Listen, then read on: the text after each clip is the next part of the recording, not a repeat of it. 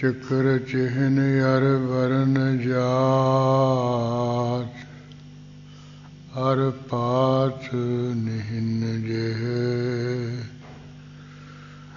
रूप रंग अर रेख पेख को कह न सकत केहि अचल मूरत अनुभव प्रकाश अमित कहि जय कोटेन्द्रेन्द्रान साहे साहान गण जय तिरपवन मिहीप सुर नर असुर नेत नेत बन तिरन कहत तै सर्वनाम कथै कवन कर्म नाम वर्णत समत अस्कृपान खंडो खड़ग तुबक तवर अरती सैफ सरोही सहती यह हमारा पीर तीर्थ ही सथी तुही तवर तरवार नाम तिहारो जो जपै पै सिंध पव पार काल तुही काली तुही तेग आरती तुही निशानी जीत की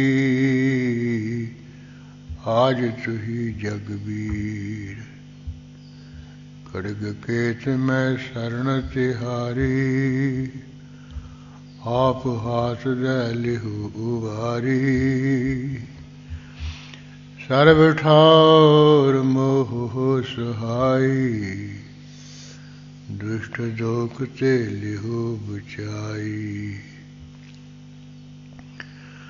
नमस्कार श्री खड़ग को करो सोहित चित लाय पूर्ण करो ग्रंथ तुम करो सहाय मुकुचिर शास्त्र खट पिंग गिरन चढ़ जाय अंध लखै बदरो सुनै जो काल कृपा कराय कहा बुद्ध प्रभु तुष हमारी बरन सकै महिमा जो तिहारी हम न सकत करो सिफत तुम्हारी आप लिहो तम कथा सुधारी हम न सकत करो सिफत तुम्हारी आप लिहो तम कथा सुधारी वाहेगुरु साहिब जीओ तोमर छंद जुग आगले एह ब्यास जग की पुराण प्रकाश तब बाढ़िया तेह गर्भ सर आप जान ना सरब तोमर छंद जुग आगले एह ब्यास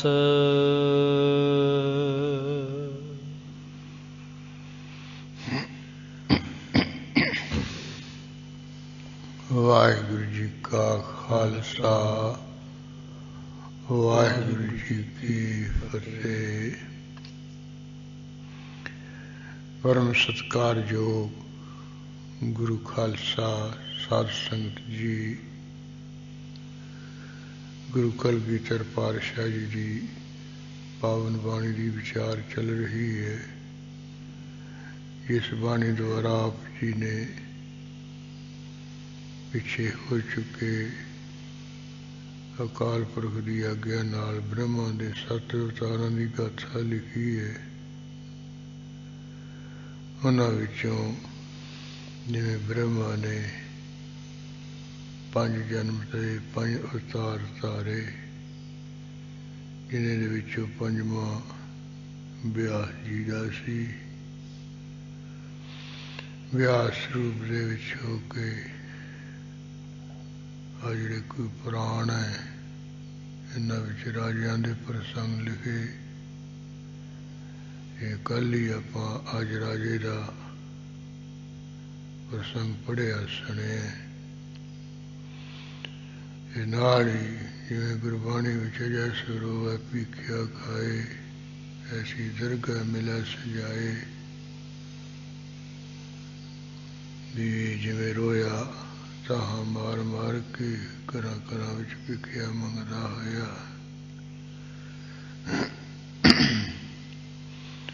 ਉਹ ਹੰਕਾਰ ਹੋਣ ਕਰਕੇ ਫਿਰ ਇਹਨੂੰ ਇੱਥੇ ਵੀ ਸਜ਼ਾ ਮਿਲੀ। ਅਗਲੀ ਦਰਗਾਹ ਵਿੱਚ ਵੀ ਸਜ਼ਾ ਮਿਲਦੀ ਹੈ ਹੰਕਾਰੀ ਨੂੰ। ਹੰਕਾਰੀਆਂ ਨੂੰ ਦੁੱਖ ਭੁੱਖ ਹੈ, ਹਰ ਚੱਡੇ ਘਰ ਘਰ ਮੰਗਾਏ। ਜਿਵੇਂ ਸ਼ਾਹਜਹਾਂ ਨੂੰ ਵੀ ਹੰਕਾਰ ਹੋ ਗਿਆ ਸੀ, ਉਹ ਵੀ ਗੁਰੂ ਨਾਨਕ ਸਾਹਿਬ ਮਹਾਰਾਜ ਜੀ ਦੀ ਬਾਣੀ ਤੇ ਕਿੰਤੂ ਪ੍ਰੰਤੂ ਕਰਨ ਲੱਗ ਪਿਆ ਸੀ। ਕਹਿੰਦਾ ਵੀ ਆਹ ਨਹੀਂ ਲਿਖਿਆ ਮਹਾਰਾਜ, ਠੀਕ ਹੈ।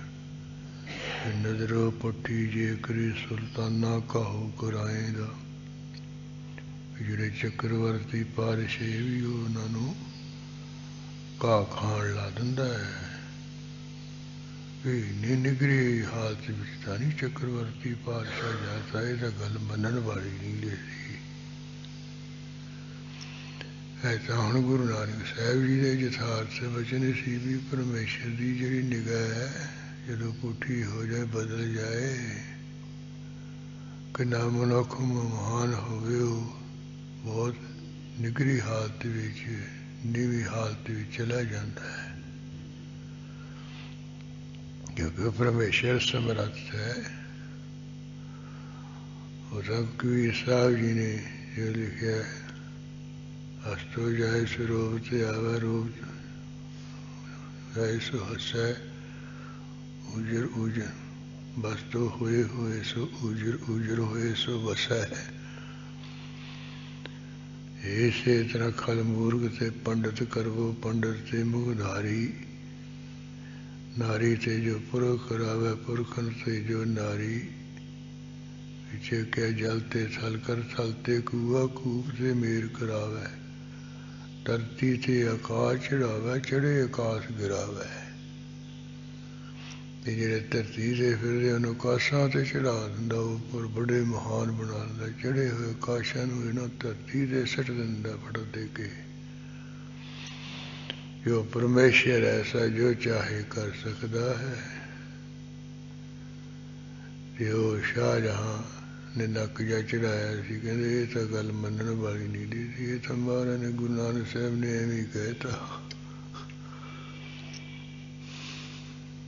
ਫਿਰੀ ਫਿਰ ਇਹਦੇ ਤੇ ਵਿਆਪਰੀ, ਜਦੋਂ ਇਹਦੇ ਪੁੱਤ ਨੇ ਔਰੰਗਜ਼ੇਬ ਨੇ ਕੈਦ ਕਰ ਲਿਆ ਇਹਨੂੰ, ਪੈਰਾਂ 'ਚ ਬੇੜੀਆਂ ਪਾਤੀਆਂ, ਹੱਥ ਪਿੱਛੇ ਨੂੰ ਕਰਕੇ, ਪਿੱਛੇ ਹੱਥ ਕੜੀ ਲਾਤੀ, ਹਾਥੀ ਤੇ ਚੜਾ ਕੇ ਕਹਿੰਦੇ ਲਿਆਓ ਇਹਨੂੰ। ਰਾਜ ਤੇ ਇਹਨੂੰ ਕੋਈ ਖਾਣ ਪੀਣ ਨੂੰ ਕੁਛ ਨਹੀਂ ਦੇਣਾ, ਪਾਣੀ ਵੀ ਨੂਣ ਵਾਲਾ ਦੇਣਾ, ਰੋਟੀ ਦੇਣੀ ਅੱਧੀ ਮਿੱਟੀ ਪਾ ਕੇ ਆਟੇ ਵਿੱਚ।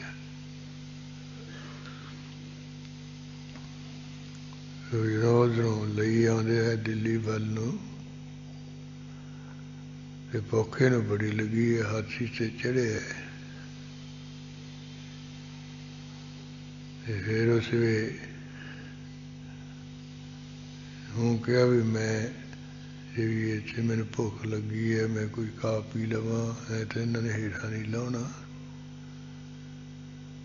कहता भी मैं छला मारना, पेशाब करना, मैनू छेती लाओ।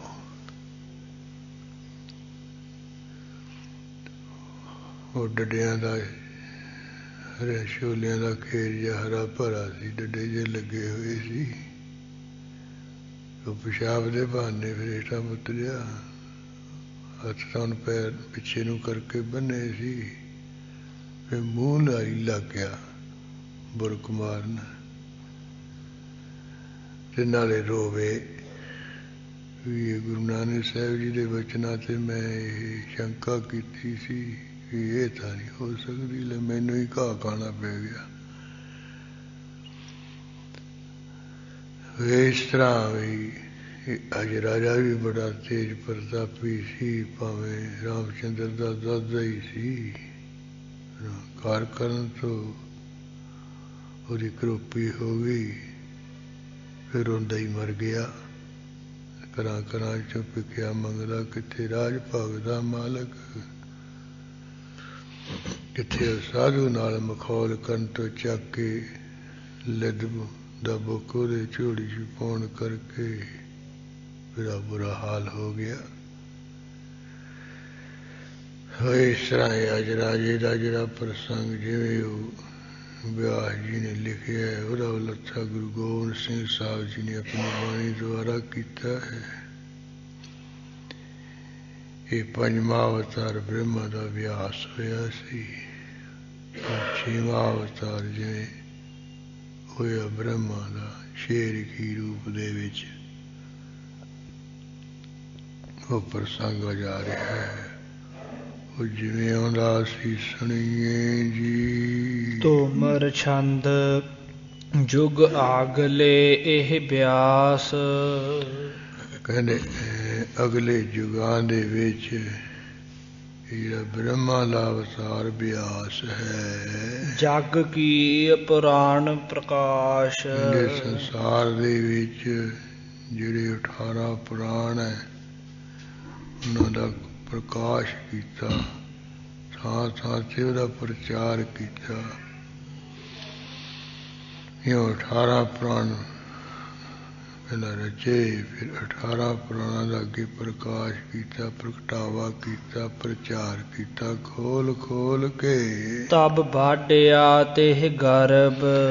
18 पुराणों का प्रचार करदिया होया फिर इस व्यास जी कहते बड़ा हंकार बढ़ गया भी मैं बड़ा महान विद्वान हाँ, मैं पुराने नहीं रचते जिथों लोग सेध लै रहे है, तो जे मैं प्राण ना लछदा तो इन्ने राजा महाराजा का किसी नूं की पता लगना भी किहड़ा होया, किहड़े वेले उन्हें की करिया। यो प्राण जे रच के प्रचार करके फिर इनू हंकार जिहा बढ़ गया। सर आप जानना सरब।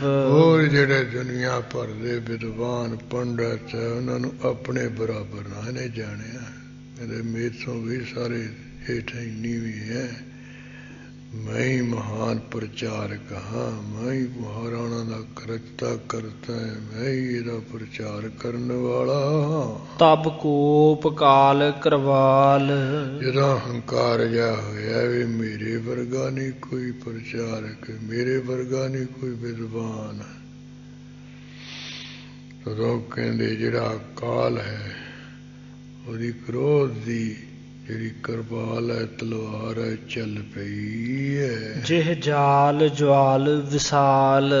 इसदी ज्वाल की ਜਿਹੜੀ ਅੱਗ है ਉਹਦੀ लाट बड़ी अगे बढ़ गई, क्रोध ज्यादा बढ़ गया है। खट टूक ताकह कीन। तो क्रोध रूप तलवार दे नाल जिहड़ा प्यास है दे 6 टुटे जे टुकड़े जे कर दिते ओ गैबी तलवार ने। पुन जान कै तेह दीन। फिर इस तरह कहते इनू जे 6 टुकड़े जे तां कर दिते ਉਹਨੂੰ ਜਿਹੜੀ ਜਾਨ ਦੇ ਦਿੱਤੀ ਹੈ, ਜਿੰਦ ਦਾਨ ਦੀ ਦਿੱਤੀ ਹੈ, ਜਾਂ ਇਹਨੂੰ ਫਿਰ ਜਦੋਂ 6 ਟੁਕੜੇ ਜੇ ਕਰਤੇ ਨਾ, ਤੇ ਫਿਰ ਇਹ ਦੀਨ ਜਿਹਾ ਹੋਇਆ, ਆਜ ਨਮਾਣਾ ਜਿਹਾ ਹੋਇਆ। ਜਾਂ ਜਾਨ ਦੇ ਦਿੱਤੀ, ਜਾਨ ਨਹੀਂ ਕੱਢੀ, ਬਾਕੀ ਸਰੀਰ ਦੇ 6 ਟੁਕੜੇ ਕਰ ਦਿੱਤੇ। ਜਾਂ ਦੀਨ ਜਾਣ ਕੇ ਆਜ ਨਮਾਣਾ ਜਾ ਜਣ ਕੇ, ਨਹੀਂ ਲੀਨ ਪ੍ਰਾਨ ਨਿਕਾਰ। 6 ਟੁਕੜੇ ਕਰਤੇ ਸੀ ਸਰੀਰ ਤੇ, ਪ੍ਰਾਣ ਵੀ ਕੱਢ ਹੀ ਸਕਦਾ ਸੀ ਉਹ ਕਾਲ। ਇਹਦੇ ਸਰੀਰ ਦੇ ਵਿੱਚੋਂ, ਟੁਕੜਿਆਂ ਵਿੱਚੋਂ ਪ੍ਰਾਣ ਨਹੀਂ ਕੱਢੇ ਹਨ ਬਾਹਰ, ਜਿਉਂਦਾ ਰੱਖਿਆ। ਭਏ ਖਸ਼ਟ ਰਿਖੈ ਅਪਾਰ। ਉਹ ਜਿਹੜੇ 6 ਟੋਟੇ ਜੇ ਕੀਤੇ ਨਾ ਇਹ ਬਿਆਸ ਦੇ, ਉਹ ਫਿਰ ਅਪਾਰ ਹੀ ਗਿਆਨ ਵਾਲੇ ਅੱਗੇ 6 ਰਖੀ ਰੂਪ ਦੇ ਵਿੱਚ ਹੋ ਗਏ। ਤਿੰਨ ਸ਼ਾਸਤ ਰਗ ਵਿਚਾਰ। ਉਹਨਾਂ ਨੇ ਜਿਹੜੇ 6 ਸ਼ਾਸਤਰ ਹਨ, ਇਹਨਾਂ ਦਾ ਜਿਹੜਾ ਕੋਈ ਵਿਚਾਰ ਹੈ, ਉਹਦਾ ਅੱਗ ਕੀ ਹੈ? ਉਹ ਵਿਚਾਰ ਗਿਆਨ ਹੈ, ਉਹ ਪ੍ਰਗਟ ਕੀਤਾ 6 ਰੂਪਾਂ ਵਿੱਚ। ਖਟ ਸ਼ਾਸਤਰ ਨਾਮ ਸੋ ਡਾਰ। ਉਹ ਜਿਹੜਾ ਸ਼ਾਸਤਰਾਂ ਦਾ ਵਿਚਾਰ ਦਾ ਗਿਆਨ ਹੈ, ਗਿਆਨ ਵਿਚਾਰ ਹੈ, ਉਹਨਾਂ ਦਾ ਨਾਮ ਅੱਗੇ 6 ਸ਼ਾਸਤਰ ਪੈ ਗਿਆ। ਇਸ ਤਰ੍ਹਾਂ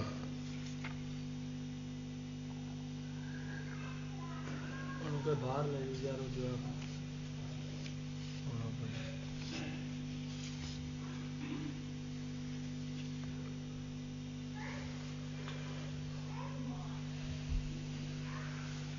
ਉਹਨਾਂ ਦੇ 6 ਸ਼ਾਸਤਰਾਂ ਦੇ ਨਾਮ ਵੱਖੋ ਵੱਖਰੇ ਪੈ ਗਏ, ਕਿਉਂਕਿ ਉਹ 6 ਲਿਖੀ ਹੋਏ ਸੀ। ਇੱਕ ਕਬਰ ਲਿਖੀ ਹੋ ਗਿਆ, ਦੂਜਾ ਗੌਤਮ ਹੋ ਗਿਆ, ਤੀਜਾ ਕਨਪਕ ਹੋ ਗਿਆ, ਚੌਥਾ ਜੈਮਨੀ ਮੁਨੀ ਹੋ ਗਿਆ, ਪੰਜਵਾਂ ਪਤੰਜਲ ਮੁਨੀ, 6ਵਾਂ ਬਿਆਸ ਹੈਗਾ ਹੀ ਸੀ। ਇਹਦੇ 6 ਹੋਏ ਨਾ ਟੋਟੇ, 5 ਹੋਰ ਹੋ ਗਏ, ਵੱਖਰਾ ਬਿਆਸ ਤੀਜਾ। ਫਿਰ ਇਸ ਤਰ੍ਹਾਂ ਹੈ ਇੱਕ ਹੀ ਹੈ ਹੁਣ ਬਿਆਸ। ਉਹਦੇ 6 ਟੁੱਟੇ ਹੋਣ ਕਰਕੇ 6 ਲਿਖੀ ਹੋ ਗਏ, ਉਹਨਾਂ ਦੇ ਨਾਮ ਵੱਖਰੇ। ਫਿਰ ਉਹ ਕਪਲ ਮੁਨੀ ਨੇ ਸ਼ਾਸਤਰ ਰਚਿਆ, ਜਿਹੜਾ ਗੌਤਮ ਮੁਨੀ ਉਹਨੇ ਨਿਆਏ ਸ਼ਾਸਤਰ ਰਚਿਆ, ਜਿਹੜਾ ਵਿਸ਼ੇਸ਼ਕ ਹੈ ਕਨਪਕ ਮੁਨੀ ਹੈ, ਜਨ ਕਨਾਦ ਹੈ, ਉਹਨੇ ਵਿਸ਼ੇਸ਼ਕ ਸ਼ਾਸਤਰ ਰਚਿਆ। ਜਿਹੜਾ ਜੈਮਨੀ ਮੁਨੀ ਸੀ, ਉਹਨੇ ਪੂਰਵ ਮੀਮਾਂਸਾ, ਪੂਰਵ ਮੀਮਾਂਸਾ, ਉਹ ਸਿੱਧਾ ਮੀਮਾਂਸਾ ਵੀ ਕਹਿ ਦਿੰਦੇ, ਪੂਰਵ ਮੀਮਾਂਸਾ ਪੂਰਾ ਨਾਂ ਹੈ, ਇਹ ਜੈਮਨੀ ਮੁਨੀ ਨੇ। ਪੰਜਵਾਂ ਪਤੰਜਲ, ਜਾਂ ਜਿਹਨੂੰ ਯੋਗ ਸ਼ਾਸਤਰ ਵੀ ਕਹਿੰਦੇ ਹਨ, ਇਹ ਪਤੰਜਲ ਮੁਨੀ ਨੇ ਰਚਿਆ। 6ਵਾਂ ਸੀ ਵੇਦਾਂਤ ਸ਼ਾਸਤਰ, ਇਹ ਬਿਆਸ ਰਿਖੀ ਨੇ ਰਚਿਆ ਹੈ। ਉਹ 6 ਰਿਖੀ ਇੱਕੋ ਹੀ ਜਿਹੜਾ ਬਿਆਸ ਸੀ, 6 ਰਿਖੀਆਂ ਰੂਪ ਦੇ ਵਿੱਚ ਹੋ ਗਿਆ, 6 ਟੁੱਟੇ ਹੋਣ ਕਰਕੇ। ਜਿਵੇਂ ਗੁਰੂ ਨਾਨਕ ਸਾਹਿਬ ਮਹਾਰਾਜ ਜੀ ਦੇ ਉਹ ਆਸਾ ਰਾਗ ਵਿੱਚ ਬਚਨ ਆਉਂਦੇ, 6 ਘਰ 6 ਗੁਰ 6 ਉਪਦੇਸ਼, ਗੁਰ ਗੁਰ ਏਕੋ ਬੇਸ ਅਨੇਕ। ਇਹ 6 ਘਰ ਨੇ, 6 ਸ਼ਾਸਤਰ ਨੇ, 6 ਗੁਰ, 6 ਉਹਨਾਂ ਦੇ ਅੱਗੇ ਗੁਰੂ ਹਨ, ਉਹਨਾਂ ਦੇ ਕਰਤੇ ਹਨ, ਤੇ 6 ਹੀ ਉਹਨਾਂ ਦੇ ਵੱਖਰੋ ਵੱਖਰੇ ਉਪਦੇਸ਼ ਹੈ। ਕੋਈ ਸਮੇਂ ਨੂੰ ਪ੍ਰਧਾਨਤਾ ਦਿੰਦਾ ਹੈ, ਕੋਈ ਕਰਮਾਂ ਨੂੰ, ਕੋਈ ਯੋਗ ਸਾਧਨ ਨੂੰ, ਕੋਈ ਅਨੀਸ਼ਰਵਾਦੀ ਵੀ ਵਿੱਚ ਹੈਗਾ, ਜਿਹੜਾ ਪ੍ਰਭੂ ਕੋਈ ਨਹੀਂ ਹੈਗਾ ਹੈ। ਵੇਖ ਲਓ, ਉਸੇ ਦਾ ਹੀ ਅਵਤਾਰ, ਫਿਰ ਉਹ ਨਹੀਂ ਮੰਨਦਾ ਕਰਦਾ। ਹਾਂ, ਇਸ ਤਰ੍ਹਾਂ ਗੁਰ ਗੁਰ ਏਕੋ ਬੇਸ ਅਨੇਕ। ਵੀ ਉਹਨਾਂ ਦੇ ਜਿਹੜੇ ਵੇਸ ਹੈ, ਉਪਦੇਸ਼ ਹੈ ਜਾਂ ਰੂਪ ਹੈ, ਇਹ ਵੱਖਰੇ ਵੱਖਰੇ ਨੇ। ਵੀ ਕੋਈ ਸਮੇਂ ਨੂੰ ਜ਼ਿਆਦਾ ਦਿੰਦਾ ਪ੍ਰਧਾਨਤਾ, ਕੋਈ ਨਿਸ਼ਰਵਾਦੀ ਹੈ, ਕੋਈ ਕਾਲਵਾਦੀ ਹੈ। ਸਮੇਂ ਅਨੁਸਾਰ ਸਮਾਂ ਹੁੰਦਾ। ਕਾਲ ਪਾਏ ਬ੍ਰਹਮਾ ਅਵਤਾਰਾ, ਕਾਲ ਪਾਏ ਸ਼ਿਵਜੂ ਅਵਤਾਰਾ, ਕਾਲ ਪਾਏ ਕਰਪਿਸ਼ਰ ਪ੍ਰਕਾਸ਼ਾ। ਜਿੱਥੇ ਅਕਾਲ ਪੁਰਖ ਦੀ ਆਗਿਆ ਪਾ ਕੇ, ਦੂਜਾ ਵੀ ਸਮਾਂ ਪਾ ਕੇ ਸਮੇਂ ਅਨੁਸਾਰ ਬ੍ਰਹਮਾ ਅਵਤਾਰ ਕਰਨਾ, ਵਿਸ਼ਨੂੰ ਪ੍ਰਗਟ ਹੋ ਜਾਂਦਾ। ਇਹ ਸਾਰਾ ਸਮੇਂ ਦਾ ਹੀ ਹੈ ਖੇਲ, ਉਹਦਾ ਹੀ ਤਮਾਸ਼ਾ ਕੀਤਾ। ਤੇ ਗੁਰ ਗੁਰ ਏਕੋ ਬੇਸ ਅਨੇਕ, ਵੀ ਸਾਰਿਆਂ ਦਾ ਗੁਰੂਆਂ ਦਾ ਗੁਰੂ ਤਾਂ ਅਕਾਲ ਪੁਰਖ ਹੈ, ਇਹ ਮੁੱਖ ਅਰਥ ਹੈ। ਦੂਜਾ ਪ੍ਰਕਰਨ ਅਨੁਸਾਰ ਗੁਰ ਗੁਰ ਏਕੋ, ਵੀ ਗੁਰੂਆਂ ਦਾ ਗੁਰੂ ਤਾਂ ਅਭਿਆਸ ਹੀ ਹੈ ਨਾ, ਇੱਕੋ ਹੀ ਹੈ। ਉਹੀ ਛੇ ਰੂਪ ਵਿੱਚ ਹੋਇਆ ਹੈ। ਹੁਣ ਜੋ ਉਹਦੇ ਵੇਸ ਜਿਹੜੇ ਹੈ, ਰੂਪ ਹੈ, ਵੱਖਰੇ ਵੱਖਰੇ ਹੈ ਛੇ ਰਖੀਆਂ ਦੇ। ਤੇ ਵੇਸ ਜਿਹੜੇ ਕੋਈ ਉਪਦੇਸ਼ ਹੈ, ਉਹ ਛੇਆਂ ਦੇ ਵੱਖਰੇ ਵੱਖਰੇ ਹੈ। ਤੇ ਉਹ ਭਾਵੇਂ ਵੱਖਰੇ ਵੱਖਰੇ ਉਪਦੇਸ਼ ਹੈ, ਤੇ ਜਨਾਏ ਇੱਕੋ ਦੇ ਹੈ, ਜਨਾਉਂਦੇ ਉਸੇ ਨੂੰ ਹੀ ਹੈ। ਵੀ ਮਤਲਬ ਵੀ ਜਿਹੜਾ ਕੋਈ ਭਾਵੇਂ ਸਮੇਂ ਦੁਆਰਾ ਕਥਨ ਕਰਦਾ ਉਸੇ ਦਾ ਕਥਨ ਹੀ ਹੈ, ਜਾਂ ਕਰਮਾਂ ਦੁਆਰਾ ਕਥਨ ਕਰਦਾ ਫਿਰ ਵੀ ਉਸੇ ਦਾ ਕਥਨ ਹੈ। ਜੋ ਬੇਸ ਅਨੇਕ ਹੈ, ਉਹਨਾਂ ਦੇ ਉਪਦੇਸ਼ ਵੱਖਰੇ ਵੱਖਰੇ ਹੈ, ਕਥਨ ਇੱਕੋ ਦਾ ਹੀ ਹੈ। ਜਿਵੇਂ ਉਹ ਛੇ ਅੰਨੇ ਸਨ, ਉਹ ਕਹਿੰਦੇ ਵੀ ਸਾਨੂੰ ਹਾਥੀ ਦਿਖਾਓ, ਵੀ ਹਾਥੀ ਕਿਹੋ ਜਿਹਾ ਹੁੰਦਾ ਹੈ। ਉਹ ਇੱਕ ਨੇ ਬਾਂਹ ਫੜੀ ਹੈ, ਤੇ ਉਹਨੂੰ ਹਾਥੀ ਦਾ ਸੁੰਡ ਜਿਹਾ ਦਿਖਾ ਫੜਾਤਾ, ਦੂਜੇ ਨੂੰ ਕੰਨ ਜੇ ਫੜਾਤੇ ਦਿਖਾਤੇ, ਤੀਜੇ ਨੂੰ ਪਿਛਲੇ ਪਾਸੇ ਪੂਛ ਜੀ ਫੜਾਤੀ, ਇੱਕ ਨੂੰ ਹੇਠਾਂ ਪੇਟ ਦੇ ਵਾੜਤਾ, ਇੱਕ ਨੂੰ ਸਿਰ ਤੇ ਜੇ ਬਿਠਾਤਾ। ਇਸ ਤਰ੍ਹਾਂ ਫਿਰ ਬਾਅਦ ਵਿੱਚ ਆਪੋ ਵਿੱਚ ਹੀ ਉਹ ਅੰਨੇ ਕਹਿਣ ਲੱਗੇ ਵੀ ਕਿਹੋ ਜਿਹਾ ਹਾਥੀ ਦੇਖਿਆ ਆਪਾਂ, ਤੂੰ ਵੀ ਕਿਹੋ ਜਿਹਾ ਦੇਖਿਆ। ਜਿਹਨਾਂ ਉਹਨੇ ਸੁੰਡ ਤੱਕ ਫੜਾਇਆ ਸੀ, ਉਹ ਕਹਿੰਦਾ ਵੀ ਜਿਵੇਂ ਬਹੁਤ ਮੋਟਾ ਸਾਰਾ ਉਹ ਕੇਲਾ ਹੋਵੇ, ਜਾਂ ਜਿਵੇਂ ਮੋਟੀ ਅਸਰਾਲ ਹੁੰਦੀ ਹੈ ਨਾ, ਮੋਟੀ ਸਾਰੀ ਅਸਰਾਲ ਹੁੰਦੀ, ਇਸ ਤਰ੍ਹਾਂ ਦਾ ਸੀ। ਦੂਜਾ ਕਹਿੰਦਾ ਨਹੀਂ ਹੋਏ, ਹਾਥੀ ਤਾਂ ਛੱਜ ਵਰਗਾ ਸੀ। ਹੁਣ ਜਿਹਨੂੰ ਕੰਨ ਦਿਖਾਏ ਸੀ ਉਹਨੇ ਛੱਜ ਹੀ ਕਹਿਣਾ, ਬਾਕੀ ਤਾਂ ਉਹਨੂੰ ਕੋਈ ਨਹੀਂ ਦਿਖਦਾ ਸੀ ਨਾ। ਤੀਜਾ ਕਹਿੰਦਾ ਨਾ ਛੱਜ ਵਰਗਾ ਹੈ, ਨਾ ਕੇਲੇ ਵਰਗਾ ਹੈ, ਅਸਰਾਲ ਵਰਗਾ, ਹਾਥੀ ਤਾਂ ਥਮਲੇ ਵਰਗਾ ਹੈ। ਉਹ ਜਿਹਨੂੰ ਲੱਤਾਂ ਨਾਲ ਮੋੜਿਆ ਦਿਖਾਈਆਂ ਸੀ ਮੋਟੀਆਂ ਮੋਟੀਆਂ, ਉਹ ਕਹਿੰਦਾ ਥਮਲੇ ਵਰਗਾ ਹੈ। ਉਹ ਜਿਹਨੂੰ ਪੂਛ ਜੀ ਫੜਾਈ ਸੀ, ਉਹ ਕਹਿੰਦਾ ਨਹੀਂ ਵੀ ਨਾ ਥਮਲੇ ਵਰਗਾ ਹੈ, ਨਾ ਛੱਜ ਵਰਗਾ ਹੈ, ਨਾ ਕੇਲੇ ਵਰਗਾ ਹੈ। ਇਹ ਹਾਥੀ ਤਾਂ ਜਿਵੇਂ ਬਹੁਤ ਵੱਡੀ ਮੋਟੀ ਸਾਰੀ ਲਾਸ਼ ਹੋਵੇ, ਮੋਟਾ ਸਾਰਾ ਲੱਸਾ ਹੋਵੇ ਨਾ, ਵੱਟਿਆ ਹੋ ਜਾਏ। ਉਹ ਜਿਹੜਾ ਕੋਈ ਸਿਰ ਤੇ ਬਿਠਾਇਆ, ਉਹ ਕਹਿੰਦਾ ਨਹੀਂ, ਹਾਥੀ ਤਾਂ ਜਿਵੇਂ ਕੋਈ ਮਕਾਨ ਦੇ ਉੱਪਰ ਗੁੰਬਜ ਬਣਾਇਆ ਹੋਵੇ ਨਾ, ਗੁੰਬਜ ਵਰਗਾ ਹੈ। ਇੱਕ ਕਹਿੰਦਾ ਜਿਹਨੇ ਉਹਨੂੰ ਢਿੱਡ ਜਿਹਾ ਵਿਖਾਇਆ ਸੀ, ਉਹ ਕਹਿੰਦਾ ਨਹੀਂ, ਮਤਲਬ ਜਿਵੇਂ ਵੀ ਪਾਥੀਆਂ ਦਾ ਗੀਰਾ ਜਿਹਾ ਹੁੰਦਾ ਨਾ ਸਾਰਾ, ਹਾਥੀ ਦਾ ਗੀਰੇ ਵਰਗਾ ਹੈ। ਉਹ ਆਪੋ ਵਿੱਚ ਝਗੜਨ ਰੌਲਾ ਪਾਉਣ। ਉਹ ਸਿਆਣਾ ਜਿਹੜਾ ਅੱਖਾਂ ਵਾਲਾ ਸੀ ਉਹ ਕਹਿੰਦਾ ਕਾਹਦਾ ਅੰਨਿਆਂ ਝੰਨੇ ਪਾਇਆ, ਕਹਿੰਦੇ ਵੀ ਹਾਥੀ ਦੇਖਿਆ ਸੀ, ਇਹ ਸਾਡਾ ਰੌਲਾ ਪੈ ਗਿਆ। ਇਹ ਕਹਿੰਦਾ ਕੇਲੇ ਵਰਗਾ, ਦੂਜਾ ਕਹਿੰਦਾ ਤਵਲੇ ਵਰਗਾ, ਤੀਜਾ ਕਹਿੰਦਾ ਛੱਜ ਵਰਗਾ, ਪੰਜਵਾਂ ਕਹਿੰਦਾ ਗੀਰੇ ਵਰਗਾ, ਇੱਕ ਗੁੰਮਜ ਵਰਗਾ ਕਹਿੰਦਾ, ਇੱਕ ਬੁੱਢੇ ਰੱਸੇ ਵਰਗਾ ਕਹਿੰਦਾ ਵੀ ਤੂੰ ਸਾਡਾ ਨਿਆਂ। ਉਹ ਕਹਿੰਦਾ ਵੀ ਸਾਰੇ ਕਥਨ ਤੁਸੀਂ ਹਾਥੀ ਦੇ ਕਰਦੇ ਹੋ, ਪਰ ਤੁਹਾਨੂੰ ਇੱਕ ਇੱਕ ਹਿੱਸਾ ਦਿਖਾਇਆ। ਜਿਹਨੂੰ ਉਹ ਸੁੰਡ ਦਿਖਾਇਆ ਉਹ ਰੌਲਾ ਪਾਉਂਦਾ ਹੈ, ਉਹ ਉਸੇ ਹਾਥੀ ਦੇ ਹੀ ਸੁੰਡ ਹੈ, ਉਸੇ ਹਾਥੀ ਦੇ ਹੀ ਲੱਤਾਂ ਹੈ, ਉਸੇ ਹਾਥੀ ਦੇ ਕੰਨ, ਉਸੇ ਦਾ ਸਿਰ ਹੈ, ਉਸੇ ਦਾ ਢਿੱਡ ਹੈ, ਉਸੇ ਦੀ ਪੂਛ ਹੈ। ਇਹ ਸਾਰਾ ਕੁਝ ਬਣਿਆ ਬਣਾਇਆ ਹਾਥੀ ਹੈ।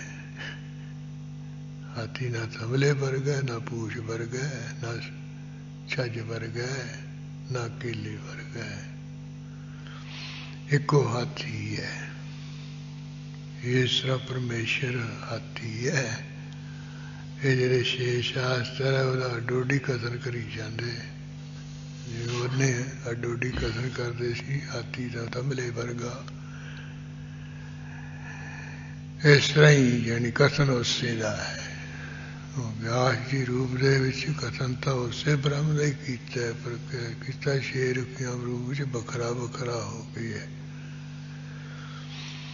ਆ ਜਿਵੇਂ ਕੋਈ ਪੇਟ ਦੀ ਪੂਰਤੀ ਵਾਸਤੇ ਕੋਈ ਪ੍ਰਸ਼ਾਦੇ ਦਾ ਬੰਦੋਬਸਤ ਕਰਨਾ, ਰੋਟੀ ਸਾਗ ਸਬਜ਼ੀ ਦਾ, ਤੇ 6 ਜਾਣੇ ਹੋ ਜਾਣ ਇਕੱਠੇ, ਤੇ ਉਹ ਇੱਕ ਜਾਣਾ ਤਾਂ ਬਾਲਣ ਜਾਂ ਇਕੱਠਾ ਕਰ ਕੇ ਲੈ ਆਵੇ, ਤੇ ਦੂਜਾ ਇਕੱਠੇ ਹੋਏ ਬਾਲਣ ਦੀ ਅੱਗ ਬਾਲ ਦੇਵੇ, ਤੀਜਾ ਜਿਹੜਾ ਕੋਈ ਮਸਾਲਾ ਮਸੂਲਾ ਜਿਹਾ ਰਗੜ ਦੇਵੇ, ਚੌਥਾ ਉਹ ਮਸਾਲਾ ਜਿਹਾ ਲੈ ਕੇ ਸਬਜ਼ੀ ਜੀ ਚੀਰ ਕੇ ਬਣਾ ਦੇਵੇ, ਤੇ ਪੰਜਵਾਂ ਜਿਹੜਾ ਆਟਾ ਜਾਂ ਗੁੰਨ ਦੇਵੇ, ਛੇਵਾਂ ਪਕਾ ਕੇ ਰੱਖ ਦੇਵੇ। ਹੁਣ ਜਿਹੜੇ 6 ਕੰਮ ਅੱਡੋ-ਅੱਡੀ ਹੈ, ਤੇ ਹੈ ਤਾਂ ਪੇਟ ਭਰਨ ਵਾਸਤੇ ਸਿਰਫ ਰੋਟੀ ਬਣੀ ਹੈ। ਕੰਮ ਵੱਖਰੇ ਵੱਖਰੇ, ਕਿਰਿਆ ਸਭ ਦੀ ਵੱਖਰੀ ਹੈ। ਬਾਲਣ ਵਾਲਾ ਵੱਖਰਾ ਹੈ, ਅੱਗ ਬਾਲਣ ਵਾਲਾ ਵੱਖਰਾ ਹੈ, ਮਸਾਲਾ ਰਗਣ ਵਾਲਾ ਵੱਖਰਾ ਹੈ, ਸਬਜ਼ੀ ਬਣਾਈ ਵਾਲਾ ਵੱਖਰਾ, ਆਟਾ ਗੁੰਨਣ ਵਾਲਾ ਵੱਖਰਾ, ਪਕਾਉਣ ਵਾਲਾ ਵੱਖਰਾ। ਇਸ ਤਰ੍ਹਾਂ ਇਹ 6 ਭਾਵੇਂ ਵੱਖਰੀ ਵੱਖਰੀ ਕਿਰਿਆ ਹੈ। ਅੰਨ ਪੇਟ ਪੂਰਤੀ ਵਾਸਤੇ ਕਾਰਜ ਕਿਰਿਆ ਇੱਕੋ ਹੀ ਹੈ। ਮਤਲਬ ਰੋਟੀ ਦਾ ਪੇਟ ਭਰਨਾ ਹੈ। ਜੋ ਕਥਨ ਇੱਕੋ ਦਾ ਹੀ ਹੈ, ਤੇ ਉਪਦੇਸ਼ ਵੱਖਰੇ ਵੱਖਰੇ ਵਿਆਸ ਜੀ ਨੇ 6 ਰੂਪ ਦੇ ਵਿੱਚ ਹੋ ਕੇ ਕੀਤੇ ਹੈ। ਉਹ ਇੱਥੇ ਕਹਿ ਰਹੇ ਹਨ, ਉਹ 6 ਸ਼ਾਸਤਰ ਉਹਨਾਂ ਦੇ ਨਾਮ ਪੈ ਗਏ, ਕਿਉਂਕਿ ਉਹ 6 ਰਿਸ਼ੀਆਂ ਨੇ ਬਣਾਏ ਹੈ। 6 ਰੂਪ ਹੋ ਕੇ ਖਟ ਸ਼ਾਸਤਰ ਕੀਨ ਪ੍ਰਕਾਸ਼। ਉਹ 6 ਸ਼ਾਸਤਰਾਂ ਦਾ ਜਿਹੜਾ ਪ੍ਰਕਾਸ਼ ਹੈ, ਪ੍ਰਗਟਾਵਾ ਹੈ, ਉਹ 6 ਰਿਸ਼ੀ ਰੂਪ ਦੇ ਵਿੱਚ ਹੋ ਕੇ ਕੀਤਾ। ਮੁਖ ਚਾਰ ਬਿਆਸ ਸੋ ਭਾਸ। ਜੋ 4 ਮੂੰਹਾਂ ਵਾਲਾ ਬ੍ਰਹਮ ਹੈ, ਉਸਨੇ ਬਿਆਸ ਰੂਪ ਦੇ ਵਿੱਚ ਹੋ ਕੇ, ਫਿਰ 6 ਰੂਪ ਦੇ ਵਿੱਚ ਹੋ ਕੇ ਸੁਭਾਸ ਕੀ ਪ੍ਰਗਟਾਵਾ ਕੀਤਾ। ਉਹ 6 ਸ਼ਾਸਤਰ ਪ੍ਰਗਟ ਕੀਤੇ। ਧਰ ਖਸ਼ਟਮੋ ਅਵਤਾਰ। ਉਹ ਕਹਿੰਦੇ 6ਵਾਂ ਜਿਹੜਾ ਅਵਤਾਰ ਹੈ ਉਹ ਧਾਰਨ ਕੀਤਾ ਹੈ। ਧਰ ਖਸ਼ਟਮੋ ਅਵਤਾਰ, ਇਹ 6ਵਾਂ ਅਵਤਾਰ ਧਾਰਨ ਕੀਤਾ ਬ੍ਰਹਮਾ ਨੇ। ਉਹ 6 ਰਿਸ਼ੀਆਂ ਦਾ ਖਟ ਸ਼ਾਸਤਰ ਕੀਨ ਸੁਧਾਰ। 6 ਸ਼ਾਸਤਰਾਂ ਦਾ ਉਹ ਚੰਗੀ ਤਰ੍ਹਾਂ ਸੁਧਾਰ ਕੀਤਾ, ਚੰਗੀ ਤਰ੍ਹਾਂ ਬਣਾਉਣਾ ਕੀਤੇ। ਇਤ ਸ੍ਰੀ ਬਚਿੱਤਰ ਨਾਟਕ ਗ੍ਰੰਥੇ ਖਸ਼ਟਮੋ ਅਵਤਾਰ ਬ੍ਰਹਮਾ ਖਸ਼ਟ ਰਿਖ ਸਮਾਪਤੰ। ਇਹਦੇ ਹੋਇਆ ਸੁਭਾਏ ਮਾਨਕ ਵਿਚਿੱਤਰ ਨਾਟਕ ਵਿਚਿੱਤਰ ਤਰ੍ਹਾਂ ਦੇ ਨਾਟਕ ਪ੍ਰਸੰਗਾਂ ਵਾਲਾ ਗ੍ਰੰਥ, ਜਿਹਦੇ ਵਿੱਚ ਛੇਵਾਂ ਅਵਤਾਰ ਜਿਵੇਂ ਬ੍ਰਹਮਾ 6 ਰਿਖੀਆਂ ਰੂਪ ਦੇ ਵਿੱਚ ਹੋਇਆ, ਉਹ ਜਿਹੜਾ ਪ੍ਰਸੰਗ ਇੱਥੇ ਸਮਾਪਤ ਹੋਇਆ ਹੈ। ਤੋਮਰ ਛੰਦ ਇਹ ਬ੍ਰਹਮ ਵੇਦ ਨਿਧਾਨ। ਤੋਮਰ ਛੰਦ ਵਿੱਚ ਕਹਿੰਦੇ ਜਿਹੜਾ ਬ੍ਰਹਮ ਹੈ, ਜਿਹੜਾ ਵੇਦ ਕੀ ਗਿਆਨ ਹੈ, ਉਹਦਾ ਖਜ਼ਾਨਾ ਹੈ। 10 ਅਸ਼ਟ ਸ਼ਾਸਤਰ ਪ੍ਰਮਾਨ। ਜਿਹੜੇ 10 ਤੇ 8 18 ਪੁਰਾਣ ਤੇ 6 ਸ਼ਾਸਤਰ ਜਿਹੜੇ ਪ੍ਰਮਾਣਿਕ ਹੈ, ਉਹਨਾਂ ਦਾ ਕਰਤਾ ਇਹੀ ਮੰਨਿਆ ਗਿਆ ਹੈ। ਕਲ ਯੁਗੇ ਲਾਗ ਨਿਹਾਰ। ਜਦੋਂ ਕਹਿੰਦੇ ਕਲਯੁਗ ਲੱਗ ਗਿਆ, ਦੇਖਿਆ ਗਿਆ ਵੀ ਕਲਯੁਗ ਸ਼ੁਰੂ ਹੋ ਗਿਆ ਹੈ। ਭਏ ਕਾਲ ਦਾਸ ਅਵਿਚਾਰ। ਬ੍ਰਹਮਾ ਜੀ 7ਵਾਂ ਕਾਲੀ ਦਾਸ ਦਾ ਕਹਿੰਦੇ ਵਿਸ਼ੇਸ਼ ਕਰਕੇ ਵਿਚਾਰਵਾਨ ਵਿਦਵਾਨ ਰੂਪ ਦੇ ਵਿੱਚ ਅਵਤਾਰ ਹੋ ਗਏ। ਲੱਖ ਰੀਜ ਬਿਕਰਮ ਜੀਤ। ਜਿਸ ਕਾਲੀ ਦਾਸ ਨੂੰ ਵੇਖ ਕੇ ਮਹਾਨ ਵਿਦਵਾਨ ਮਹਾਨ ਗੁਣੀ ਜਿਹੜਾ ਬਿਕਰਮਾਦਿੱਤ ਰਾਜਾ ਉਜੈਨਪੁਰ ਦਾ ਰਾਜਾ, ਜਿਹਦੇ ਨਾਂ ਤੇ ਆ ਬਿਕਰਮੀ ਸੰਮਤ ਚੱਲਦਾ ਹੈ, ਬੜਾ ਭਾਰੀ ਪ੍ਰਸੰਨ ਹੋਇਆ। ਅਤ ਗਰਭਵੰਤ ਅਜੀਤ। ਜੋ ਬੜਾ ਗਰਭ ਵਾਲਾ ਸੀ ਤੇ ਬੜਾ ਅਜਿੱਤ ਸੀ, ਮਹਾਨ ਬਿਕਰਮਾਦਿੱਤ ਜੋ ਨਹੀਂ ਜਿੱਤਿਆ ਜਾਣ ਵਾਲਾ ਸੀ, ਬੜਾ ਵਿਦਵਾਨ ਤੇਜ ਪ੍ਰਤਾਪੀ ਸੀ। ਅਤ ਗਿਆਨ ਮਾਨ ਗੁਣੈਨ। ਇਸ ਤਰ੍ਹਾਂ ਬਹੁਤੇ ਗਿਆਨ ਵਾਲਾ ਵੀ ਸੀ ਤੇ ਗੁਣ ਐਨ ਗੁਣਾਂ ਦਾ ਘਰ ਸੀ ਬਿਕਰਮਾਦਿੱਤ। ਇਹ ਆਪਣੇ ਸਮੇਂ ਦਾ ਮਹਾਨ ਤੇਜ ਪ੍ਰਤਾਪੀ ਬਿਕਰਮਾਦਿੱਤ ਧਰਮੀ ਰਾਜਾ ਹੋਇਆ। ਇਹ ਕਾਲੀ ਜਿਹੜਾ ਦਾਸ ਹੈ, ਇਹ ਇਸੇ ਦੇ ਕੋਲ ਹੀ ਰਿਹਾ ਸੀ। ਜਿਵੇਂ ਗੁਰੂ ਗੋਬਿੰਦ ਸਿੰਘ ਸਾਹਿਬ ਮਹਾਰਾਜ ਕੋਲ 52 ਕਵੀ ਸੀ, ਵਿਸ਼ੇਸ਼ ਕਰਕੇ, ਬਾਕੀ ਤਾਂ ਇਹ ਸੀ ਨਾ, ਵਿਸ਼ੇਸ਼ ਕਰਕੇ ਜਾਨੀ ਖਾਸ 52 ਸੀ। ਬਾਕੀ ਆਉਂਦੇ ਜਾਂਦੇ ਰਹਿੰਦੇ ਸਨ, ਉਹਨਾਂ ਦੀ ਗਿਣਤੀ ਕੋਈ ਨਹੀਂ। ਇਹਦੇ ਸਭਾ ਦੇ ਵਿੱਚ ਵੀ 9 ਵਿਦਵਾਨ 9 ਗੁਣੀ ਸੀ, ਜਿਨ੍ਹਾਂ ਨੂੰ 9 ਰਤਨ ਦਾ ਦਰਜਾ ਦਿੱਤਾ ਹੋਇਆ ਸੀ, ਜਿਨ੍ਹਾਂ ਦੇ ਵਿੱਚੋਂ ਮੁੱਖ ਰੂਪ ਰਤਨ ਦੇ ਵਿੱਚ ਕਾਲੀ ਦਾਸ ਸੀ। ਇਹ ਸਭ ਤੋਂ ਤਕੜਾ ਵਿਦਵਾਨ ਸੀ। ਇਹਨੇ ਕਾਫੀ ਪੁਸਤਕ ਰਚੇ ਹੈ, ਜਿਨ੍ਹਾਂ ਦੇ ਵਿੱਚੋਂ 1-2 ਦਾ ਨਾਂ ਗੁਰੂ ਕਲਗੀਧਰ ਜੀ ਨੇ ਇੱਥੇ ਵੀ ਲਿਆ ਹੈ। ਸੁਭ ਕ੍ਰਾਂਤ ਸੁੰਦਰ ਨੈਣ। ਚੰਗੀ ਕ੍ਰਾਂਤੀ ਵਾਲਾ ਸੀ, ਸੋਹਣੇ ਨੇਤਰਾਂ ਵਾਲਾ ਸੀ। ਇਹ ਜਿਹੜਾ ਵਿਕਰਮਾਦਿੱਤ ਰਾਜਾ ਹੈ ਤੇ ਬੜਾ ਭਾਰੀ ਦਾਨੀ ਸੀ। ਹਰ ਪਾਸੇ ਦੇ ਹਰ ਜਿਹੜਾ ਦਰਵਾਜ਼ਾ ਹੈ ਕਿਸੇ ਸ਼ਹਿਰ ਦਾ, ਉੱਥੇ ਵੀ ਆਏ ਗਏ ਨੂੰ ਛੇਤਰ ਲਾਏ, ਲੰਗਰ ਪਾਣੀ ਲਾਇਆ ਹੋਇਆ ਸੀ। ਬਾਹਰੋਂ ਕੋਈ ਵੀ ਆਵੇ ਉਹ ਭੁੱਖਾ ਤੇ ਆਇਆ ਨਾ ਜਾਵੇ, ਛਕ ਕੇ ਜਾਏ। ਇਸ ਤਰ੍ਹਾਂ ਬੜੀ ਭਾਰੀ ਜਿਹੜੀ ਉਪਮਾ ਮਹਿਮਾ ਹੋ ਰਹੀ ਸੀ ਵੀ ਇਹੋ ਜਿਹਾ ਨਾ ਕੋਈ ਤੇਜ ਪ੍ਰਤਾਪੀ ਦਾਨੀ ਕੋਈ ਰਾਜਾ ਹੋਣਾ, ਨਾ ਕੋਈ ਹੋਇਆ ਹੈ। ਇੱਕ ਵਾਰੀ ਕਿਤੇ ਉਹ ਵਜ਼ੀਰਾਂ ਕੋਲ ਇਹਨੇ ਗੱਲ ਕੀਤੀ, ਕਹਿਣ ਲੱਗੇ ਵੀ ਇਹ ਜਿਹੜਾ ਏਡਾ ਵੱਡਾ ਰਾਜ ਭਾਗ ਮੈਨੂੰ ਪ੍ਰਾਪਤ ਹੋਇਆ, ਮੈਂ ਪਿਛਲੇ ਜਨਮ ਵਿੱਚ ਕਿਹੜਾ ਕੋਈ ਪੁੰਨ ਕੀਤਾ ਹੈ। ਵਜ਼ੀਰ ਕਹਿੰਦੇ ਵੀ ਸਾਨੂੰ ਤਾਂ ਨਹੀਂ ਕੋਈ ਪਤਾ। ਆ ਜਿਹੜੇ ਕੋਈ ਜੋਸ਼ੀ ਲੋਕ ਹੈ, ਇਹ ਜੋਸ਼ ਲਾ ਕੇ ਦੱਸ ਦਿੰਦੇ ਹੁੰਦੇ।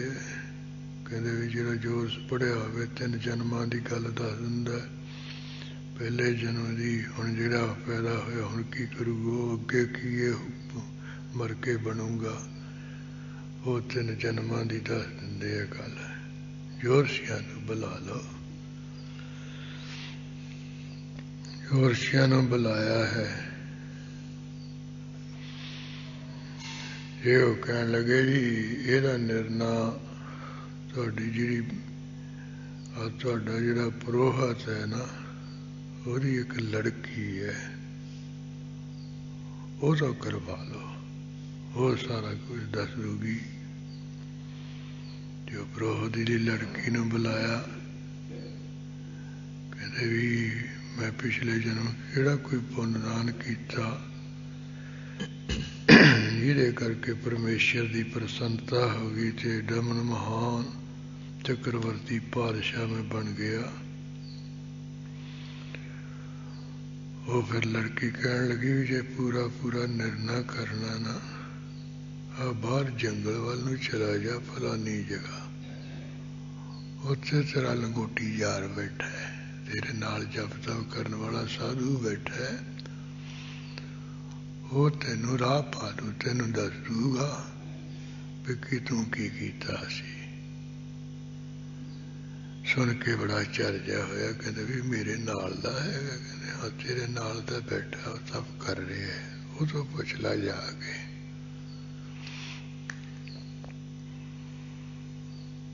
ਜਦੋਂ ਗਿਆ ਉਹ ਵਿਚਾਰਾ ਬੜਾ ਭੁੱਖ ਦੁੱਖ ਨਾਲ ਮਰੇ, ਬਹੁਤ ਔਖਾ ਹੋਵੇ। ਜਦੋਂ ਪੁੱਛ ਪੜਤਾਲ ਕੀਤੀ ਵੀ ਤੂੰ ਮੈਨੂੰ ਜਾਣਦਾ, ਕਹਿੰਦਾ ਹਾਂ ਜਾਣਦਾ, ਤੂੰ ਵੀ ਬਾਜੀ ਜਿੱਤ ਗਿਆ, ਅਸੀਂ ਹਾਰ ਗਏ, ਫੇਲ ਹੋ ਗਏ ਇਮਤਿਹਾਨ ਵਿੱਚ, ਮੈਂ ਹੁਣ ਭੁੱਖਾ ਤੇ ਆਇਆ, ਮਰ ਰਿਹਾ ਹਾਂ, ਤੂੰ ਵੀ ਦਾਨੀ ਬਣਿਆ, ਰਾਜਾ ਮਹਾਰਾਜਾ ਬਣਿਆ ਬੈਠਾ। ਕਹਿੰਦੇ ਕੋਈ ਗੱਲ, ਕਹਿੰਦੇ ਤੂੰ ਅੱਗੇ ਮੇਰੇ ਵਰਗਾ ਤੇ ਤੇਰਾ ਹੀ ਸਾਥੀ ਅੱਗੇ ਹੋਰ ਬੈਠਾ, ਉਹਦੇ ਕੋਲੋਂ ਪੁੱਛ ਲਾ। ਉਹ ਵਿਚਾਰਾ ਕੋਲੇ ਪੱਕੇ, ਉਹਨੂੰ ਕਹਿੰਦੇ ਵਿਦਾਰ, ਕਹਿੰਦੇ ਵੀ ਅੱਗੇ ਬੈਠਾ ਉਹ ਵਿਚਾਰਾ ਸੁਆਹ ਪੱਕੇ, ਅੱਗੇ ਗਿਆ ਉਹ ਵਿਚਾਰਾ ਭੁੱਖ ਦੇ ਦੁੱਖ ਨਾਲ ਵਿਚਾਰਾ ਕੁਰਲਾਵੇ। ਉਹ ਅਖੀਰ ਤੇ ਗਿਆ ਤੇ ਉਹ ਕਹਿੰਦਾ ਵੀ ਬਹਿ ਜਾ,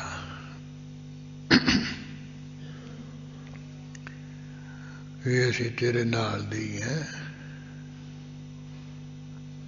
ਜਦੋਂ ਸਾਡੀ ਸਾਰਿਆਂ ਦੀ ਪਰਖ ਹੋਈ ਸੀ, ਅਸੀਂ ਪਰਖ ਵਿੱਚ ਇਮਤਿਹਾਨ ਵਿੱਚ ਫੇਲ ਹੋ ਗਏ, ਤੂੰ ਪਰਖ ਵਿੱਚ ਪੂਰਾ ਉਤਰ ਗਿਆ।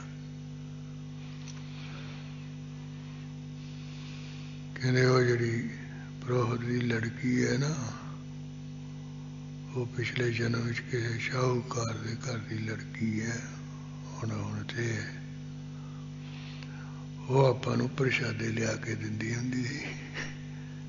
ਆ ਜਿਹੜੇ ਆਪਾਂ ਤਪ ਕਰਨ ਵਾਲੇ ਨੇ, ਤੂੰ ਵੀ ਵਿੱਚੋਂ ਹੀ ਉਹਨਾਂ ਦੇ। ਇਹ ਉਹਨੇ ਪ੍ਰਸ਼ਾਦੇ ਸਾਰਿਆਂ ਨੂੰ ਦੇ ਤੇ ਲਿਆ ਕੇ ਉਹ ਲੜਕੀ ਨੇ ਰੱਖੀ। ਤੇ ਜਦੋਂ ਖਾਣ ਦਾ ਮੌਕਾ ਆਇਆ, ਉਦੋਂ ਪ੍ਰੀਖਿਆ ਕਰਨ ਵਾਸਤੇ ਭਗਵਾਨ ਆ ਗਏ, ਸਾਧੂ ਦਾ ਰੂਪ ਜਾ ਧਾਰ ਕੇ, ਬਹੁਤੇ ਭੁੱਖੇ ਤੇ ਆਏ ਜੇ ਹੋ ਕੇ। ਪਹਿਲਾਂ ਜਿਹਦੇ ਕੋਲ ਤੂੰ ਆਇਆ ਨਾ ਕਿ ਉਹਦੇ ਕੋਲ ਆਏ ਸੀ, ਤੇ ਉਹ ਭਗਵਾਨ ਨੇ ਆਪਣੀ ਭੁੱਖ ਜੀ ਜਨਾਈ ਵੀ ਬਹੁਤ ਸਮਾਂ ਹੋ ਗਿਆ, ਭੋਜਨ ਨਹੀਂ ਮਿਲਿਆ, ਜੇ ਕੋਈ ਸਾਧੂ ਹੈਗਾ ਤਾਂ ਦੇ। ਤੇ ਉਸ ਨੇ ਕਹਿ ਦਿੱਤਾ ਵੀ ਹਾਂ ਮੇਰੇ ਕੋਲ ਭੋਜਨ ਆਇਆ ਹੈ, ਆ 3 ਪ੍ਰਸ਼ਾਦੇ ਹੈ, ਇਹਦੇ ਵਿੱਚ ਇੱਕ ਤੂੰ ਲੈ ਲਾ, 2 ਮੈਂ ਖਾ ਲੂੰਗਾ। ਤੇ ਉਹ ਸਾਧੂ ਵਿੱਚ ਭਗਵਾਨ ਨੇ ਕਿਹਾ ਵੀ ਨਹੀਂ, ਮੈਨੂੰ ਜ਼ਿਆਦਾ ਭੁੱਖ ਲੱਗੀ ਹੈ, ਮੈਨੂੰ ਸਾਰੇ ਹੀ ਦੇ ਦੇ, ਤੇ ਨਹੀਂ ਦੇ ਦੇ, ਤੂੰ ਫੇਰ ਖਾ ਲਈ। ਉਹਦੇ ਮੂੰਹ ਤੋਂ ਸਹਿਜੇ ਲਿਖਿਆ ਵੀ ਤੂੰ ਤਾਂ 3 ਖਾ ਕੇ ਭਰ ਲੇਗਾ ਨਾ ਪੇਟ, ਤੇ ਮੈਂ ਫਿਰ ਭੁੱਖਾ ਮਰੂ। ਕਹਿੰਦੇ ਉਹਨੇ ਕਹਿਤਾ ਚੰਗਾ ਅਸਤੂ ਤਥਾ ਅਸਤੂ। ਕਹਿੰਦੇ ਉਦੋਂ ਦਾ ਹੁਣ ਭੁੱਖਾ ਹੀ ਮਰਦਾ, ਕੁਝ ਨਹੀਂ ਮਿਲਦਾ। ਫਿਰ ਉਦੋਂ ਅਗਲੇ ਕੋਲੇ ਆ ਗਏ, ਉਹਨਾਂ ਨੂੰ ਵੀ ਐਂ ਕਿਹਾ ਵੀ ਬਹੁਤ ਭੁੱਖ ਲੱਗੀ ਹੈ, ਵੀ ਪ੍ਰਸ਼ਾਦਾ ਦਿਓ। कहना भी एक ले ला, मैं 2 खा लूंगा। जो प्रीख्या ले कहता नहीं भी ये तू मैनू तो नहीं दे रहे। वो जो मैं कहता कहते मैं फिर भी सुहा फकूं सुहा खाऊं। वो कहते चंगा तथा तू कहते हुण बेचारा वो सुहा ही खांदा है। फिर तीजे कोल आ गए। तीजे नूं भी यही सवाल किया भी भुख बड़ी लगी है, आधे प्रशादे। उन्हें कहा भी एक ले ला, 2 मैं। कहते नहीं तो नहीं दे रहे। कहता तू तो 3 खा के परे हो जाएगा, मैं फिर कोले खाऊं। कहते चंगा तू कोले खाई चल। कहते फिर उदू अगले कोले चले गए। उन्होंने भी यही सवाल करता। वो कहना भी 3 आया ना विचों एक ले ला। कहते नहीं 3 मैनू दे दे। वो जो उन्हें किया फिर वो भी औखा जा होके कहन लग्या भी तू तो 3 खा के पर लेगा ना पेट, मैं सारी दिहाड़ी फिर जिमें कोले भखदे 11 भखदे होंदे 11 नूं भखूंगा मैं। ते वो कहंदे चंगा भी तो सास भखी चल, हुण 11 नूं कोलियां नूं भख लै, औखा है। फिर भाई तेरे कोल आ गए सी। तू के उठ के मत्था भी टेकिया भी, आओ साधु बैठे हो, सत्कार नाल बिठाया भी। फिर उन्होंने कहा भी भुख बड़ी लगी है साधुआ, जे कोई हैगा तो प्रसादा पानी दे। तू कहता भी हाँ, एक शाहूकार दी लड़की है और रोज प्रसादा दे के जाती है, 3 देगी है, तू भी छक ला मैं भी छक लूंगा। तो उन्होंने कहा भी नहीं, जो कुछ हैगा जो मैनू ही दे दे, मैनू ही छका दे। तो उन्होंने अगे बना सार के 3 प्रसादे रखते, हाथ जोड़ के बह गया, संतुष्टी रहा, कोई ना कहा भी। ते फिर वो छक के प्रसन्न हो गए। तेनों कहा था भी चंगा तू बहुत बड़ा तेज प्रतापी होएगा, तेरे बड़े भी लंगर चलणगे, क्षेत्र चलणगे, राज भाग कोई भुखा ते है नहीं मरूगा। ਜਿਹੜੇ 3 प्रसादे तू भगवान ਨੂੰ ਛਕਾਏ ਸੀ, ਉਹਦੀ ਕਿਰਪਾ ਹੈ। ਅਸੀਂ ਫੇਲ ਹੋ ਗਏ, ਅਸੀਂ ਮਰਦੇ ਤੇ ਤੂੰ ਜਿੱਤ ਗਿਆ ਬਾਜੀ। ਇਸ ਤਰ੍ਹਾਂ ਹੈ ਜਾਨੀ ਵਿਕਰਮਾਦਿੱਤ ਦੇ ਕੋਲ ਹੀ ਕਾਲੀ ਦਾਸ ਰਿਹਾ ਸੀ, ਜਿਹੜਾ ਬ੍ਰਹਮਾ ਦਾ 7 ਅਵਤਾਰ ਹੈ। ਇਹ ਵੀ ਬੜਾ ਤਕੜਾ ਵਿਦਵਾਨ ਸੀ। ਇਹ ਕਾਲੀ ਦਾਸ ਨੇ काफ़ी पुस्तक रचे है, ये बहुत वधिया विद्वाना दे पढ़न जोगी हो। 7-8 पुस्तक है, इन्हां विचों आ शकुंतला देवी का भी नाटक जिहड़ा है बहुत वधिया है, कालीदास ने लिखिया होया है। सो इसते कह रहे हैं शुभ कांत सुंदर नैन, सोहने नेत्रा वाला, सोहना क्रांति वाला ये विक्रमादित्य राजा सी। रग काब कीन सुधार, जेड़ा कालीदास है उन्हें कहते बुना सवार के जेड़ा रघुवंश है वो काव्य विच कीता। सोहने काव्य दे विच रघुवंश की व्याख्या की। कार काल दास अवतार, इस तरह कहते कालीदास का अवतार धारण करके रघुवंश का जिहड़ा काव्य बना सवार के पुस्तक रचिया। कह लो बखानो तौन, जिवें कित्थों तक मैं ये कहा कालीदास दे संबंध विच जो काब कीने जौन, जेड़े जेड़े उन्हें काव्य दे विच पुस्तक रचे वो 5-7 ਹਨ महान।